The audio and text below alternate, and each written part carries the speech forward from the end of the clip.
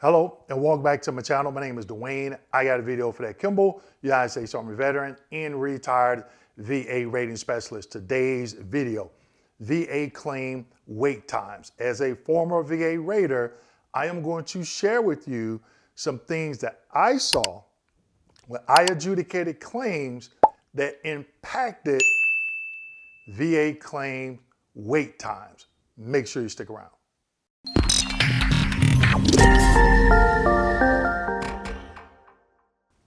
All right, so before we get into today's video, we still have seats for our February 26th, What Makes a DBQ Insufficient training class. Click the link in the description section and make sure you get signed up. So, VA claim wait times. I hear from a lot of veterans and they say, Dwayne, the VA is taking too long with my claim. And I ask them, I'm like, well, have you ever received a rating decision before? Yeah, well, how long did it take?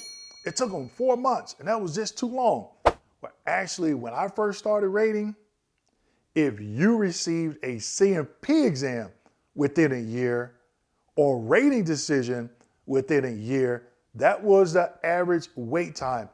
So I must give kudos to the VA because they have come a long way. Do they still have a long way to go? Yes, I will not let them off the hook for that. But compared to maybe 10 or 15 years ago, the wait times are not even close to what they used to be. But I'm going to share with you some things that I saw that directly impacted the wait time for veterans to receive a rating decision, okay? So as I go through these, I'm going to provide you with some examples so you're not that veteran, okay? Let's go ahead and get into it. Now, item number one, incomplete applications, missing or inaccurate information in the claim form. Now, and a prime example of that is if you're submitting a 526CZ, 0995, or 0996, and you forget to sign that form, you have an incomplete application. The VA is going to they already assessed the EP, but they're going to push that EP out 30 days and they're going to send you a letter and let you know, hey, Mr. or Miss Veteran, you forgot to sign this claim form. If you do that, guess what happens? You go to the end of the line. A lot of veterans make the mistake of only faxing in that application. There's nothing wrong with faxing it, but I've seen veterans, they fax it and the last page, which is the signature page, does not go through. Guess what? That's an incomplete application. If you have your lawyer or VSO to fax it and that last page doesn't go through, that is on you, not the VSO or lawyer claims agent. It is on you. That letter is coming to you, letting you know you have an incomplete application. Make sure you know what's going on with that, okay? Insufficient evidence, claims lacking required evidence such as medical records.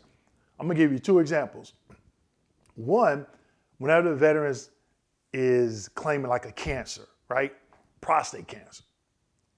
There has to be a biopsy showing that the veteran has a diagnosis of prostate cancer. It has to be confirmed by a biopsy. Another one, diabetes.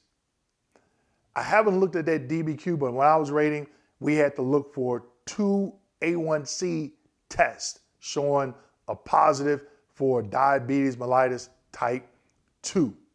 Okay, so insufficient evidence, you have to have the correct evidence depending on the condition you're claiming. Here's another one. This is a nugget. You should already know this. Sleep apnea.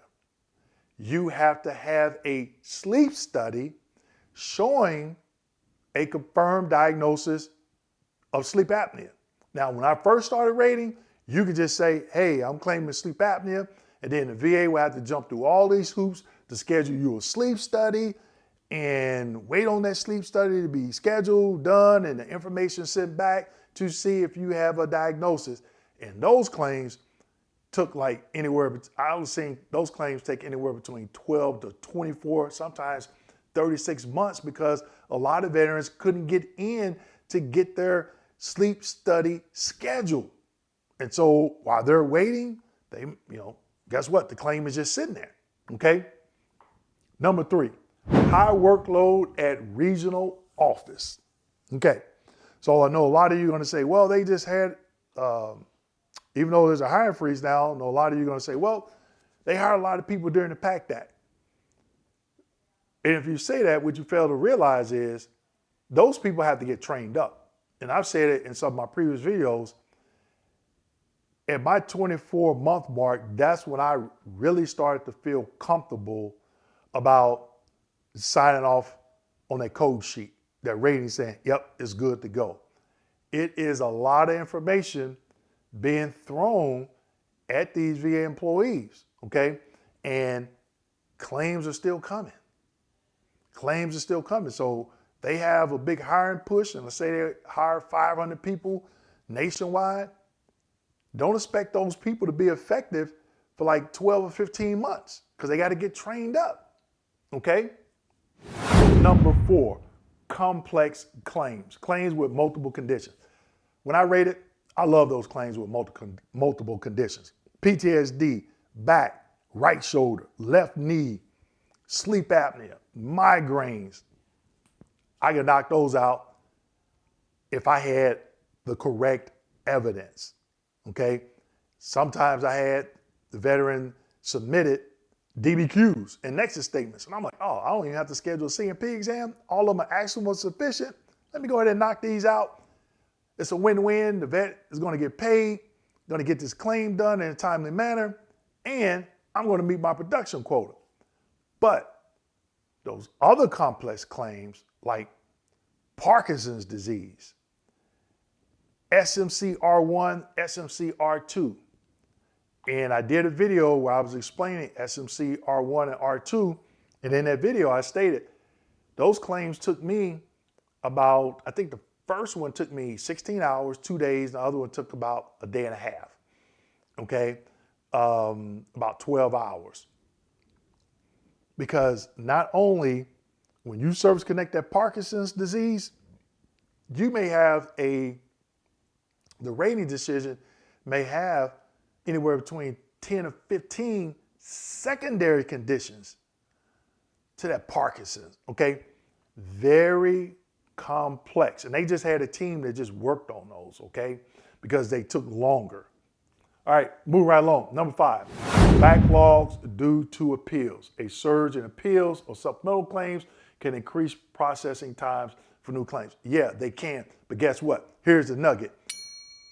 Watch my video on how to schedule your high-level review informal conference after you have confirmed by calling in to 800-827-1000 and confirming what?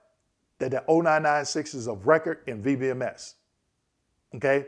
Then you can get that informal conference pushed up. A lot of veterans do not know that. Now, if it gets canceled, in the comment section of that video, a lot of veterans say, hey, they canceled it, but I went back, logged back in, and got it rescheduled, and I had it that afternoon, okay? So if they cancel it, just keep rescheduling, all right?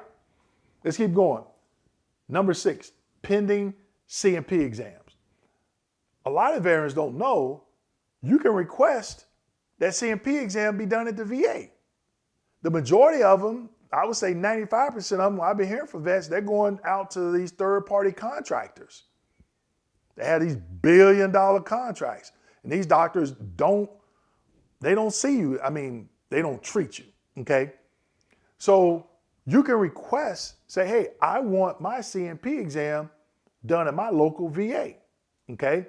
Or you can go to the VA's website, look up a DBQ, take it to your private doctor, okay? Have them to complete it. And just because they're a neurosurgeon or they're some type of specialty doctor, doesn't mean that their DBQ and Nexus is completed correctly. Make sure you have somebody to review it to ensure that it is. So, for example, on the 26th, I'm going to show you what makes a DBQ insufficient. Okay, moving right along. Number 7, need for development. Claims require further investigation. Now, a lot of veterans, they'll send in at 4142, release private medical records. When you do that, you just put a hold on your claim for like 6-9 months. And a lot of veterans will get on YouTube and say, oh, it's taking them too long. It's been 8, 9, 10 months. But what they're not telling you is what they did by doing that. Because I'll say, well, did you fill out the section on the 526EZ or the 0995 stating that you received treatment in a private sector? Yeah, I listed all doctors. How many of them was it? 5. Okay, so that's your fault.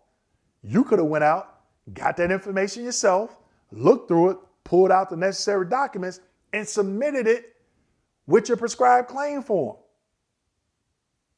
And then the VA wouldn't have to go out and get these records. Because when they do it, it's no rush. Trust me. Number 8, claims awaiting review by a rater. Claims stuck in a queue for a rating veteran service representatives, RVSR, to review the claim. Now, when I was, this is crazy what I'm about to tell you all.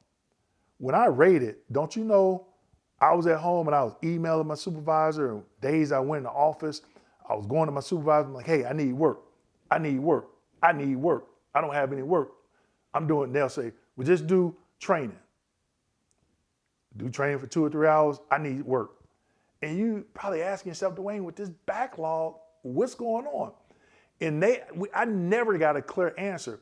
So what I would do to make sure I reached and made my production quota, and here's a hint for you if you're a rater, maybe a VSR, your regional office, they have a work queue.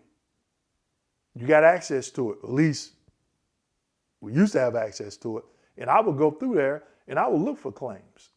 And guess which ones I was looking for? Any ones that had an actionable and sufficient DBQ. I'll get with a VSR, hey, go grab this, make it RFD. Let me know when you made it RFD. I'll pull it and I'll go ahead and rate it. I wasn't waiting on my supervisor to send me work, because sometimes they would drag their feet if they were in a meeting or whatever, or if they were out and you had to rely on another supervisor, it was a pain in the butt, okay? Errors in VA processing, administrative mistakes, such as misfiled documents or incorrect prioritization can cause delays. I've seen where another veteran's information was put in another veteran's information, a file. And this was during the time where it was paper claims. And it was a lot easy because, if you look in a veteran's file, you'd be like, oh, wait a minute, this is in the wrong file. You take it out, I would give it to my supervisor, and they would take it to IPC. That was the department where they had claims clerks, and they would put it in the correct file. They would find it. And then when you scan that folder in, we would have, I can't remember what we called it, but every Wednesday we would have to scan the folders that we had on our desk. And it will pop up saying, hey, there's mail, there's something that you need to go get from IPC to put in this folder, okay? And then IPC did things like tub scrubs. So now they don't have that, it's all electronic, okay? Sometimes these files get put in different claims folders, okay? Number 10, veterans response delays. Prime example, adverse action. Sometimes they'll give you 30 or 60 days. You get that letter, you make sure you read it from the front to the back to ensure that there is no time limit. If it is, you need to respond immediately or as soon as possible. Veterans will say, Dwayne, they're talking about reducing me. And I'll say, well, when did you get the notice? I got it 3 months ago. Well, what are you doing about it? Well, I didn't know what I could do. And I'm like, they have it in the notification letter. What do you mean? Did you read it? Well, I just skimmed through it. That's your fault if you do that. Okay? Let's keep going. Last one, number 11. Unclear or missing service connection evidence. Claims require evidence of service connection, okay? If you go through, and I said this earlier, unclear or missing service connection evidence.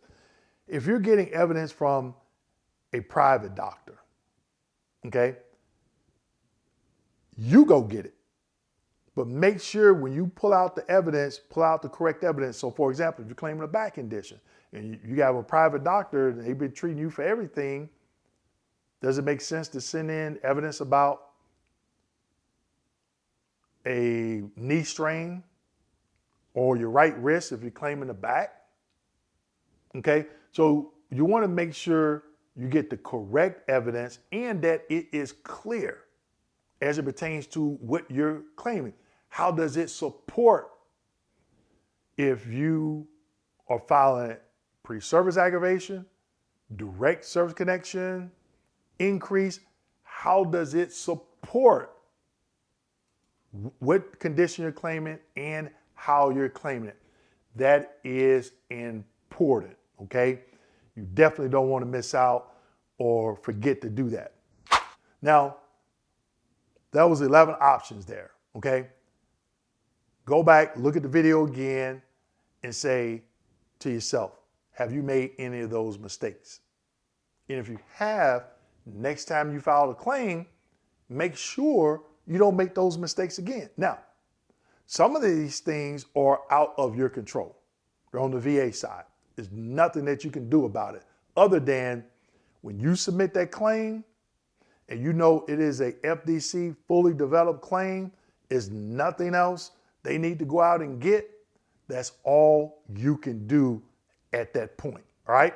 So with that being said, make sure you like, subscribe, hit that notification button, and as always, share this video with your fellow veterans. Thank you.